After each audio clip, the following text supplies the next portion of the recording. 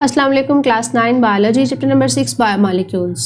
Today's our topic is carbohydrates. Biomolecules का हम पढ़ रहे हैं तो हम आज देखेंगे कार्बोहाइड्रेट्स क्या होते हैं।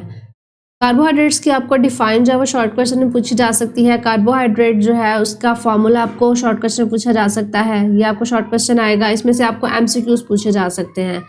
ठीक है, इसके अलावा अगर मैं बात करूँ तो कार्बोहाइड्रेट्स बेसिकली तो यहाँ से यहाँ तक जो है आपके पास छोटा सा एक शॉर्ट क्वेश्चन नजर आता है, लेकिन इसके जो सब टॉपिक्स हैं कि कार्बोहाइड्रेट्स जो होते हैं उसकी क्लासेस कौन कौन सी हैं। तो क्लासेस जो है वो मोनोसेक्राइड्स हैं, डाइसेक्राइड्स, ये मोनोसेक्राइड्स है हमारे पास, ये डाइसेक्राइड्स है। ठीक है, and third one is polysaccharides. 3 classes है, क्लासेस के अंदर इसको डिवाइड किया गया है, क्लासिफिकेशन की गई है। वैसे तो ये शॉर्ट क्वेश्चन में आपको पूछा जाएगा, लॉन्ग क्वेश्चन में वो आपको इसकी क्लासेस लॉन्ग देगा। कार्बोहाइड्रेट पे ही नहीं कहेगा कि लॉन्ग क्वेश्चन लिख दे। हाँ, समटाइम पूछा जा सकता है कि right a detail note carbohydrates या इसकी क्लासेस पर नोट लिखे, तो फिर आपने मोनोसेक्राइड्स, डाइसेक्राइड्स एंड पॉलीसेक्राइड्स जो है वो तीनों मेंशन करनी है। समटाइम आपको एक ये सेपरेट लॉन्ग आ सकता है, ये लॉन्ग क्वेश्चन आ सकता है। ठीक है, और ये सेपरेट आपको लॉन्ग क्वेश्चन में पूछा जा सकता है। तो हम इसको वन बाय वन डिस्कस करते हैं, कार्बोहाइड्रेट्स क्या होते हैं एंड इसकी जो क्लासेस हैं वो क्या है।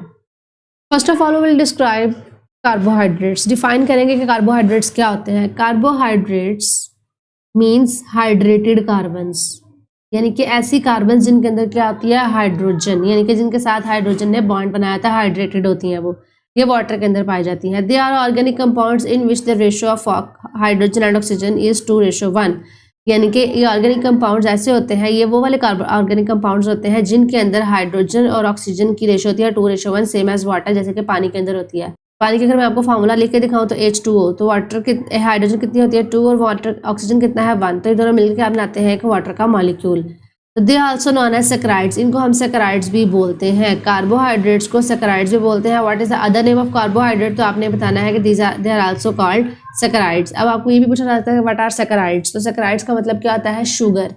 सैकराइड्स आपने लिखना है कि saccharides are carbohydrate which means hydrated carbons and these are sugars, तो ये शुगर्स होती हैं, चीनी जैसे होती है। ठीक है, डिफरेंट टाइप्स की शुगर्स होती हैं। दे हैव जेलर फार्मूला, इनका फार्मूला क्या है, CnH2ON, यानी कि जितने वाटर के मॉलिक्यूल्स है वो बढ़ाते जाएंगे तो उतने कार्बन हमारे पास बढ़ती जाएंगी।